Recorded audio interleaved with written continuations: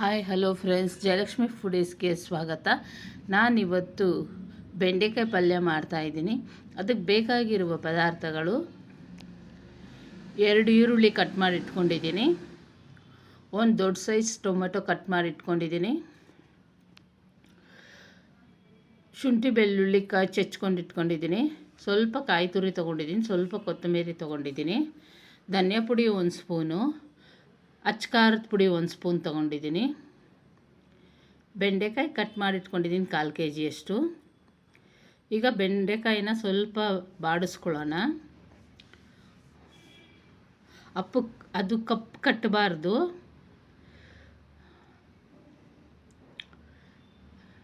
ಎಣ್ಣೆ ಹಾಕಿ ಬಾಡಿಸ್ಕೊತಾ ಇದ್ದೀನಿ.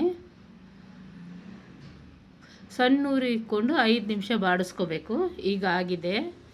ಈಗ ಒಗ್ಗರಣೆ ಮಾಡ್ಕೊಳ್ಳೋಣ. 2 ಟೇಬಲ್ ಸ್ಪೂನಷ್ಟು ಎಣ್ಣೆ ಹಾಕ್ಕೊಂಡಿದ್ದೀನಿ, ಸಾಸಿವೆ ಹಾಕ್ಕೊತಾ ಇದ್ದೀನಿ, ಈರುಳ್ಳಿ ಹಾಕ್ತಾಯಿದ್ದೀನಿ,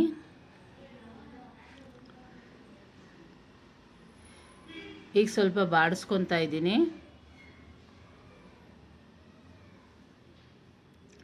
ಈಗ ಶುಂಠಿ ಬೆಳ್ಳುಳ್ಳಿ ಪೇಸ್ಟ್ ಹಾಕ್ಕೊತಾ ಇದ್ದೀನಿ.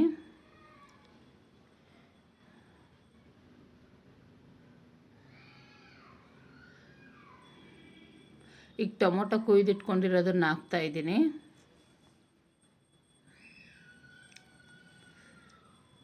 ಅದು ಸ್ವಲ್ಪ ಬೇಯೋದಕ್ಕೆ ಸ್ವಲ್ಪ ಉಪ್ಪು ಹಾಕೋಣ, ಸ್ವಲ್ಪ ಬೇಗ ಬೇಯುತ್ತೆ.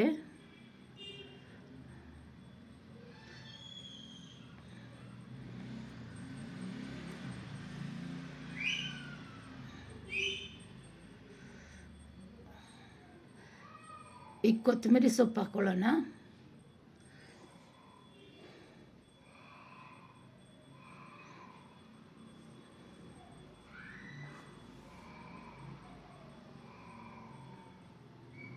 ಈಗ ಕಟ್ ಮಾಡಿ ಇಟ್ಕೊಂಡಿರೋಂಥ ಬೆಂಡೆಕಾಯಿ ಹಾಕ್ಕೊತಾ ಇದ್ದೀನಿ.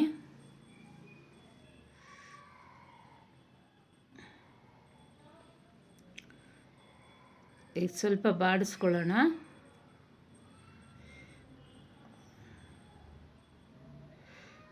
ಈಗ ಚಿಲ್ಲಿ ಪೌಡ್ರು 1 ಸ್ಪೂನ್ ಹಾಕ್ತಾಯಿದ್ದೀನಿ, ಧನಿಯಾ ಪುಡಿ 1 ಸ್ಪೂನ್ ಹಾಕ್ಕೊತಾ ಇದ್ದೀನಿ,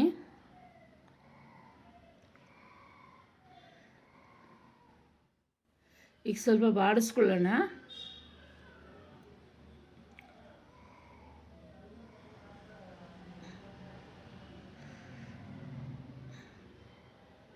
ಈಗ ಕಾಯಿ ತುರಿ ಹಾಕ್ಕೊತಾ ಇದ್ದೀನಿ,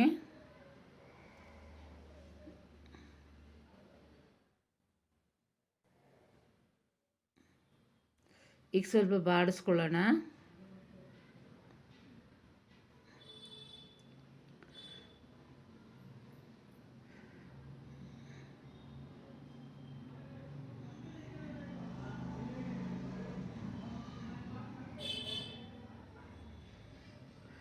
ಈಗ ಒಂದು 3/4 ಲೋಟದಷ್ಟು ನೀರು ಹಾಕ್ಕೊತಾ ಇದ್ದೀನಿ ಬೇಯೋದಕ್ಕೆ.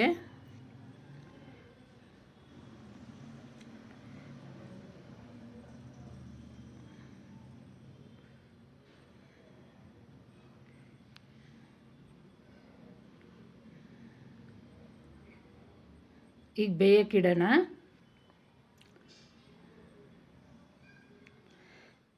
ಈಗ ರೆಡಿಯಾಗಿದೆ.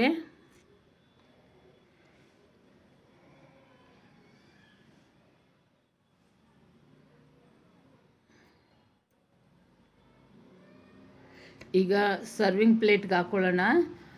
ಚಪಾತಿ ಜೊತೆ, ಅಕ್ಕಿ ರೊಟ್ಟಿ ಜೊತೆ, ಊಟದ ಜೊತೆ ಬೆಂಡೆಕಾಯಿ ತುಂಬ ಚೆನ್ನಾಗಿರ್ತೈತೆ ತಿನ್ನೋದಕ್ಕೂ, ಮತ್ತು ಬೇಗನೂ ಆಗುತ್ತೆ. ಬೆಂಡೆಕಾಯಿ ಪಲ್ಯ ಬೆಳಗ್ಗೆ ಹೊತ್ತು ಬ್ರೇಕ್ಫಾಸ್ಟ್ಗೆ, ಚಪಾತಿಗೆ, ಊಟಕ್ಕೆ ಎಲ್ಲ ಮಾಡ್ಕೋಬೋದು.